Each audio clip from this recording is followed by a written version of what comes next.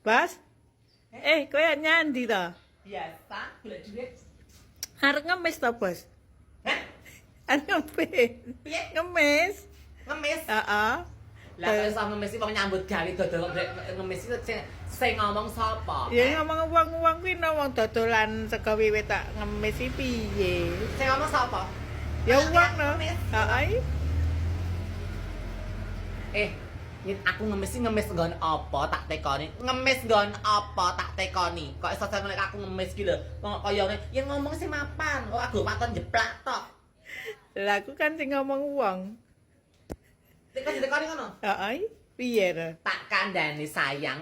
Aku ki ngemis nggon apa? Aku njaluk kowe njaluk nggon apa? Lah aku dodol barangku tak ler kok ngemis nggon apa tak tekoni, he? Tak tekoni ya kok. Ya tekan ana sing tekan Lah ya kuwi. tak tekoni, kowe iso nek aku ngemis apa? Aku njaluk kowe apa? Lah aku dodol tak ler dagangku tak ler kok. Aku ngemis nggon apa tak tekoni kok. Ya biasa, wong aku udah dikeki kok aku kok ora njaluk kok. Wong kabeh anak-anak emak dari Sabang sampai Merauke do moro nggawa oleh-oleh, do moro ninggali duit. Ya lumrah mergo do ngefan karo make, do seneng karo make. Ayen ora seneng kuwi ora mungkin moro, ora mungkin ninggali make duit, ora mungkin gak pakai oleh-oleh. Lah kok kowe sewot banget iki kepiye meneh to sayang? Ya Allah, aku ki jalan ki arep nesu. Nek ora iso nesu karo kowe kok. Nek kok kebajutan kowe ilmu jeplak kuwi lho kok. Kok iso saya kaya ngono kuwi tak tekoni kok. Aku iki ngemis nggon apa, njaluk wong tuamu apa tak tekoni. Aku ngemis nggon apa saiki tak tekoni. Dodol aku ya tak ler-ler ora tak tutup-tutupi. Kok iso nek aku ngemis lho. Wong lemu jan pikirmu jare piye to jan pikirmu ki ya kok. Kok kaya ngono. Ngomong bae ke sewot, ngomong ke serik kok aku dodol laris. Adene kok ana wong gawake oleh-oleh, ana wong gawake apa hadiah, apa kok sewot lho wong kaya ngono. Kamu kepiye? Ya kok piye? Kowe pengen viral kaya mae. Pengen FYP kaya mae kowe udah. Kowe udah turun dalan sayang apa kowe potangan atau apa cawetan tok kowe langsung FYP langsung kowe kondang kalau kok bayar kamu gede. Lah wong dari Sabang sampai Merauke seneng karo mae mergane ngapa? Mae iki digawake oleh-oleh digawake duit kok kowe kaya ngono kepiye karepmu sayang? Apa kok serba salah? Aku mau rasa mangan ora nyambut gawe ngono terus mbok isen-isen no sayang kok. Lah kulino mae dadi begenggek kaya dhisik kaya begenggek dhisik tetep aku mbok geguyu no sayang mbok ingis-ingis no kok. Ora kajen no sayang kok. Lah saiki aku iso nyambut gawe ora kajen kok. Ora mbok olehke tukang ngemis kok. Kaya ngono lho, karepmu kepiye tak tekoni kok. Kok aku dodolan tak ler-ler kok. Iso sewot kaya ngono. Aja gawe nggugah makan tuh kowe kok. Kowe tak uleng kowe maksane iki kok. Aku ki nyambut gawe tak buka, tak ler-ler.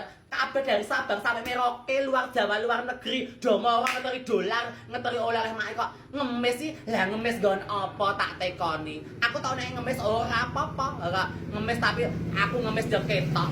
Ngemis yo apa sih kabeh do alhamdulillah do nggak aku dolar kok kowe rasa sewot. Aku kowe nyambut gawe dolan jengking ning sawah, kowe bayar kamu piro tak tekoni. Aja sak kaya ngono kuwi nek wong ki ya kok. Kuwi sak geting karo kowe, Lah ya, Bos. kuwi geting karo aku kok. Wong rasa geting-geting kaya ngono kuwi. Ya semen aku nek ngemis kok. Nyatane cinta tak kemisi do lomo-lomo karo aku. Ngemis ora ngeki 1.000 2.000 ngeki dolar. 10 dolar, 20 dolar, 30 dolar tak kandhani kok. Kok iso nek aku ngemis, ngemis ki mung 1.000, 2.000 apa 3.000 ki ngemis. Lah nek sik wong kene wis ditinggal 10 dolar, 20 dolar kok ngemis ya Allah. Ya talah timen lho, tak kandhani kok.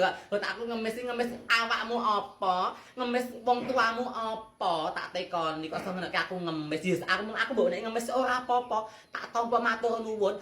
Sing tak kemisi sing ngekeki malah 10 dolar, 20 dolar, 30 dolar kok ngemis. Ngemis ki ya 1.000, 2.000 ngemis tak kandhani ya kok. Yen aku ngomong aja waton jeplak ora didelok sik kok. Wong ngemis iki piye? Ngemis iki ngekekine piro?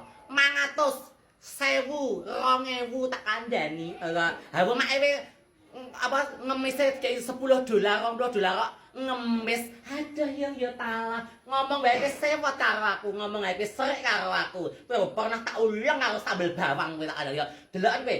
Kelakon nek ketemu jenenge sapa jenenge Siti Khotijah kuwi. Awas kowe Siti Khotijah. Tak ulang karo sambel bawang raimu kuwi ngene mangar-mangar kuwi kok congormu ngene mangar-mangar. Mangat kowe ya.